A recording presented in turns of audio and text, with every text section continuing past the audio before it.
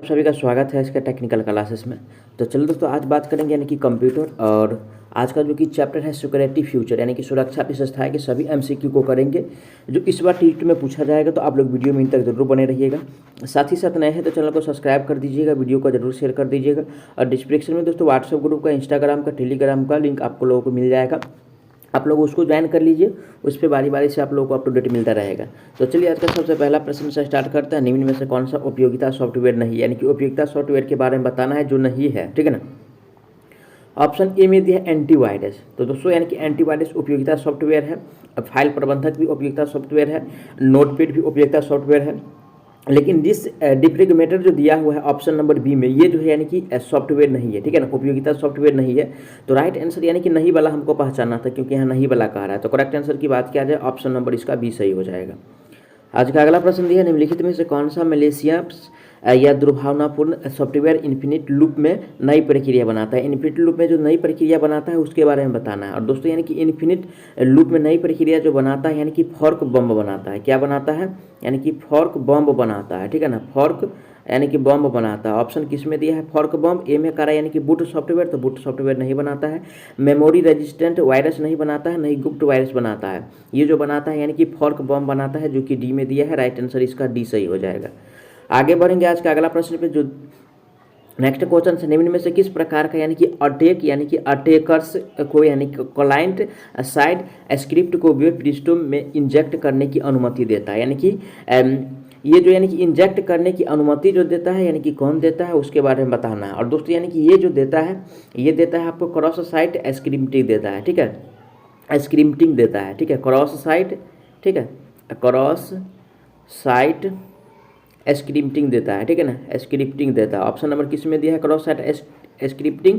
ए में करा यानी कि क्रॉस कोलाइट स्क्रिप्टिंग, तो कोलाइट नहीं होगा। सी में करा क्रॉस सर्वर क्लिप्टिंग, सर्वर भी नहीं होगा, नहीं यानी कि शॉर्ट होगा। ये जो होगा दोस्तों यानी कि साइट वाला होगा, जो कि बी में दिया हुआ है, ठीक है ना। राइट आंसर ऑप्शन इसका बी सही हो जाएगा। आगे बढ़ेंगे नेक्स्ट क्वेश्चन पे।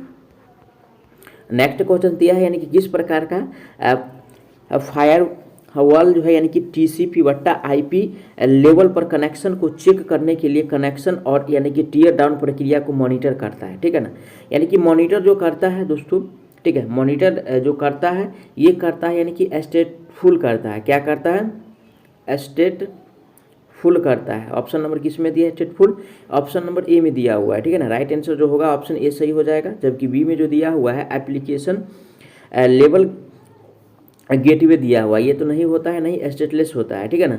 आगे बढ़ेंगे आज का नेक्स्ट क्वेश्चन पे। आज का अगला प्रश्न जो दिया हुआ है, वह तकनीक जिसके द्वारा डेटा को कूट रूप में परिवर्तित किया जाता है, इस जिससे कि अनधिकृत व्यक्ति द्वारा इसे आसानी से नहीं समझा जा सके, उसको क्या कहेंगे, ठीक है।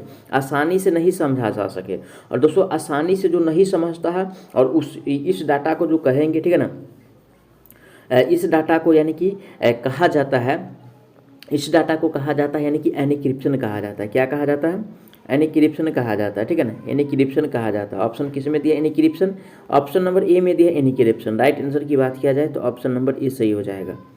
आगे बढ़ेंगे नेक्स्ट क्वेश्चन पे। नेक्स्ट क्वेश्चन आज का दिया हुआ है, साइबर क्राइम को दो प्रकार से वर्गीकृत कर सकते हैं, ठीक है ना।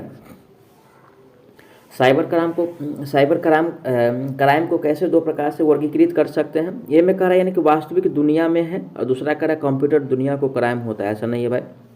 बी में है www और इंटरनेट द्वारा क्राइम करना। सी में दिया है यानी कि साइबर स्पेस तथा वास्तविक दुनिया में क्राइम करना। डी में दिया है एक कंप्यूटर को टारगेट किया जाता है और जहां पर कंप्यूटर का प्रयोग और औजार के रूप में होता है, ठीक है भाई। क्राइम इस प्रकार से होता है, कंप्यूटर का भी प्रयोग होता है, कुछ औजार का भी प्रयोग होता है। राइट आंसर जो होगा ऑप्शन इसका यानी कि डी सही हो जाएगा। नेक्स्ट क्वेश्चन पे चलेंगे। आज का अगला प्रश्न दिया हुआ है, एक मेलवेयर जो गुप्त रूप से उपयोगकर्ताओं के बारे में उनकी सहमति के बिना जानकारी एकत्रित करता है, क्या कहलाता है, ठीक है। यानी कि उसके सहमति के बिना, और दोस्तों यानी कि उसके सहमति के बिना जो जानकारी को एकत्रित करता है, इसको यानी कि स्पाइसवेयर कहा जाता है, ठीक है। स्पाईवेयर कहा जाता है, स्पाईवेयर कहा जाता है। ऑप्शन किस में दिया है? स्पाईवेयर। ऑप्शन नंबर ए में दिया हुआ है स्पाईवेयर। राइट आंसर की बात किया जाए ऑप्शन नंबर ए सही हो जाएगा, ठीक है ना। नेक्स्ट क्वेश्चन पे चलेंगे। आज का अगला प्रश्न जो दिया हुआ है, कह रहा है उस बैकअप को क्या कहते हैं जिसमें केवल अंतिम पूर्ण बैकअप के बाद किए गए परिवर्तन शामिल होते हैं, ठीक है ना। यानी कि पूर्ण बैकअप के बाद परिवर्तन शामिल होते हैं कि बाद जो है यानी कि पूर्ण बैकअप के बाद किए गए परिवर्तन शामिल होते हैं, उसको जो कहेंगे दोस्तों, ठीक है ना, उसको कहा जाता है यानी कि वृद्धिशील बैकअप कहा जाता है। क्या कहा जाता है? वृद्धिशील बैकअप कहा जाता है। वृद्धिशील यानी कि बैकअप कहा जाता है, ठीक है ना, बैकअप कहा जाता है। ऑप्शन किस में दिया है? वृद्धिशील बैकअप, ऑप्शन नंबर ए में दिया हुआ है, ठीक है ना। राइट आंसर जो होगा ऑप्शन ए सही हो जाएगा। जबकि बी में दिया हुआ है ऑटो बैकअप। ऑटो बैकअप इसको नहीं कहा जाता है, नहीं त्वरित बैकअप होता है, नहीं आंशिक बैकअप होता है। आगे बढ़ेंगे। अगला प्रश्न आज का दिया हुआ है पासवर्ड से संबंध में निम्न में से कौन सा कार्य बुरा माना जाता है? पासवर्ड के संबंध में कौन सा कार्य बुरा माना जाता है? ऑप्शन पढ़ेंगे। ऑप्शन ए में दिया हुआ है एक से अधिक खाता के में यानी कि में लिए समान पासवर्ड रखना। ऐसा नहीं है भाई, अगर सेम ही पासवर्ड रखेंगे, अगर एक खाता हो हैक होगा तो साथ साथ यानी कि जितना खाता है 10 खाता है तो 10 खाता हैक हो जाएगा, तो ये तो गलत है भाई, ठीक है ना। चलिए बी पढ़ते हैं। पासवर्ड एनक्रिप्ट करके रखना चाहिए, ठीक है भाई, यानी कि समय समय पर पासवर्ड बदलते रहना चाहिए, भी ठीक है, यानी कि सभी विकल्प सही, सभी विकल्प सही नहीं है। ओनली फॉर एक वाला जो है यानी कि गलत दिया है, क्योंकि बुराई वाला हमको पहचाना था। राइट आंसर जो होगा ऑप्शन ए सही हो जाएगा। आगे बढ़ेंगे। नेक्स्ट क्वेश्चन से दिया हुआ है निम्न में से कौन सा शब्द नेटवर्क सुरक्षा से संबंधित है? यानी कि नेटवर्क सुरक्षा से जो संबंधित है उसके बारे में हमको बताना है। और दोस्तों यानी कि नेटवर्क सुरक्षा से जो संबंधित है यानी कि फायरवेल है। क्या है? फायरवेल है। जो ऑप्शन नंबर किस में दिया है? ए में कर रहा है DSL नहीं है, MIT भी नहीं है, नहीं W3C है, ठीक है। ये जो है यानी कि फेयरवेल जो कि ऑप्शन नंबर डी में दिया है, राइट आंसर डी सही हो जाएगा। नेक्स्ट क्वेश्चन पे चलेंगे। आज का अगला प्रश्न दिया हुआ है निम्न में से कौन सा एंटीवायरस सॉफ्टवेयर नहीं है? ठीक है ना, एंटीवायरस सॉफ्टवेयर नहीं है, ठीक है ना। ऑप्शन ए में कह रहा है यानी कि नॉर्टन तो एंटीवायरस सॉफ्टवेयर है, जबकि मैकएफी भी है, और यानी कि कैस्पर स्काई भी है। लेकिन ये जो दिया है यानी कि कोबाल ऑप्शन नंबर सी में, ये जो है यानी कि एंटीवायरस सॉफ्टवेयर नहीं है, क्योंकि नहीं वाला ही पहचाना था, तो राइट आंसर ऑप्शन इसका सी सही हो जाएगा। चलिए आगे बढ़ेंगे नेक्स्ट क्वेश्चन पे। नेक्स्ट क्वेश्चन आज का दिया हुआ है एंटीवायरस सॉफ्टवेयर को नियमित रूप से अपडेट किया जाना चाहिए, यानी कि एंटीवायरस सॉफ्टवेयर को कैसे अपडेट करना चाहिए वो बताना,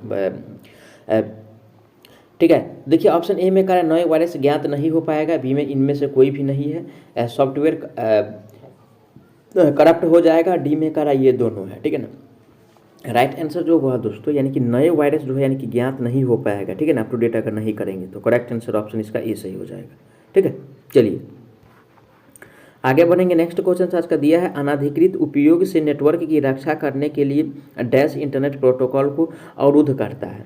और दोस्तों यानी कि अनाधिकृत उपयोग ऐसे नेटवर्क की रक्षा करने के लिए जो इंटरनेट प्रोटोकॉल का अवरुद्ध करता है, ठीक है ना, ये अवरुद्ध करता है दोस्तों आपको यानी कि फायरवॉल करता है। क्या करता है? ठीक है ना, फायरवॉल करता है, ठीक है, फायरवॉल करता है। ऑप्शन किस में दिया है? फायरवॉल, ऑप्शन नंबर ए में दिया हुआ है, ठीक है ना। राइट आंसर की बात किया जाए तो ऑप्शन ए सही हो जाएगा। जबकि बी में दिया है यानी कि प्रॉक्सी सर्वर, तो प्रॉक्सी सर्वर नहीं होगा, नहीं राउटर होगा, नहीं BOIP होगा, ठीक है ना। राइट आंसर ऑप्शन ए सही हो जाएगा। चलिए आगे बढ़ते हैं नेक्स्ट क्वेश्चन पे। नेक्स्ट क्वेश्चन आज का दिया हुआ है डैश एक ऐसा कंप्यूटर उपकरण या राउटर है जो न्यस्त एवं अन्यस्त सिस्टम के बीच होता है। न्यस्त एवं अन्यस्त सिस्टम के बीच जो होता है दोस्तों, ये होता है आपको, ये होता है यानी कि फायरवेल, ठीक है ना, फायरवेल होता है। ऑप्शन नंबर किस में दिया है? फायरवेल। ऑप्शन नंबर जो दिया हुआ है यानी कि हब कह रहा है ए में, तो हब तो नहीं होगा, नहीं स्विच होगा, नहीं ब्रिज होगा, ये होगा जो कि डी सी में सॉरी, ये जो होगा ऑप्शन नंबर सी में दिया है। करेक्ट आंसर इसका यानी कि सी सही हो जाएगा। आगे बढ़ेंगे आज का नेक्स्ट क्वेश्चन पे।